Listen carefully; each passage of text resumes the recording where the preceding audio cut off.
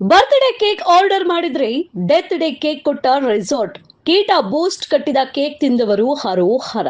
S, ಈಗ ನೀವು ನೋಡ್ತಾ ಇರಬಹುದು, ಸಂತೋಷದಿಂದ ಹುಟ್ಟುಹಬ್ಬ ಪಾರ್ಟಿ ಆಚರಿಸಲು ತೆರಳಿದ ಕುಟುಂಬವೊಂದಕ್ಕೆ ವಿಷಾಹಾರವಾಗಿ ಮೆಡಿಕಲ್ ಎಮರ್ಜೆನ್ಸಿ ಎದುರಾದ ಭೀಕರ ಘಟನೆಯೊಂದು ನಡೆದಿದೆ.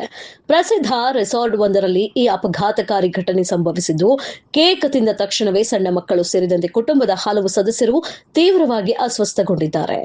ಏನಿದು ಘಟನೆ ಅಂತ ನೋಡೋದಾದ್ರೆ, ಉತ್ತರ ಪ್ರದೇಶದ ಗಾಜಿಯಾಬಾದ್ ಮೂಲದ ಕುಟುಂಬವೊಂದು ಹುಟ್ಟುಹಬ್ಬ ಆಚರಿಸಲು ಉತ್ತರಾಖಂಡದ ದಿಕುಲಿಯಲ್ಲಿರುವ ರೆಸಾರ್ಟ್ಗೆ ಆಗಮಿಸಿತು. ಸಂಜೆ ಕೇಕ್ ಕತ್ತರಿಸಿ ಆಚರಣೆ ನಡೆಸಿದ ಕೆಲವೇ ಕ್ಷಣಗಳಲ್ಲಿ ಕೇಕ್ ಸೇವಿಸಿದ ಪ್ರತಿಯೊಬ್ಬರಿಗೂ ತೀವ್ರ ಹೊಟ್ಟೆ ನೋವು ಹಾಗೂ ವಾಂತಿ ಶುರುವಾಗಿದೆ.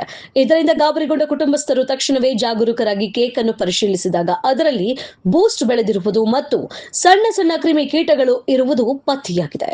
ಪೊಲೀಸ್ ಲೈನ್ ಬ್ಯುಸಿ, ಲಿಖಿತ ದೂರು ಸಲ್ಲಿಕೆ.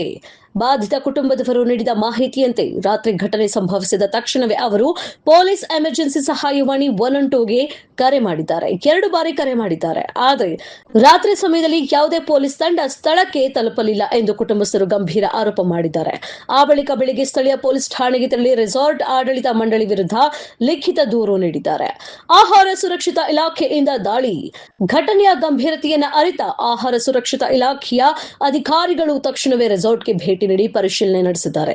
ದುರಂತಕ್ಕೆ ಕಾರಣವಾದ ಬರ್ತ್ಡೇ ಕೇಕ್ ಹಾಗೂ ಪಾರ್ಟಿಯಲ್ಲಿ ಬಡಿಸಲಾಗಿದ್ದ ಇತರ ಆಹಾರ ಪದಾರ್ಥಗಳ ಸ್ಯಾಂಪಲ್ಗಳನ್ನು ವಶಕ್ಕೆ ಪಡೆದಿದ್ದಾರೆ.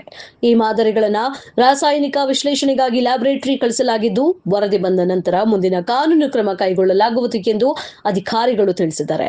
ರೆಸಾರ್ಟ್ ಆಡಳಿತ ಮಂಡಳಿ ನೀಡಿದ ಸ್ಪಷ್ಟನೆ ಹೇಗಿದೆ ಗೊತ್ತಾ?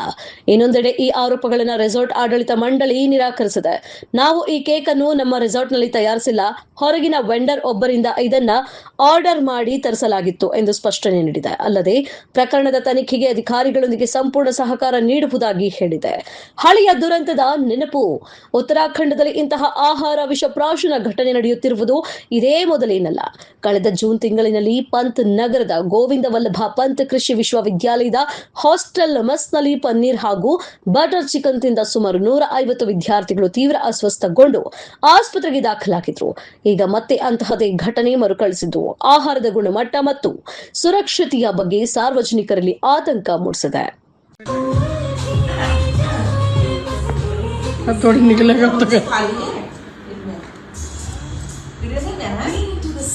अंदर भी है, जाली जाली में हुई है।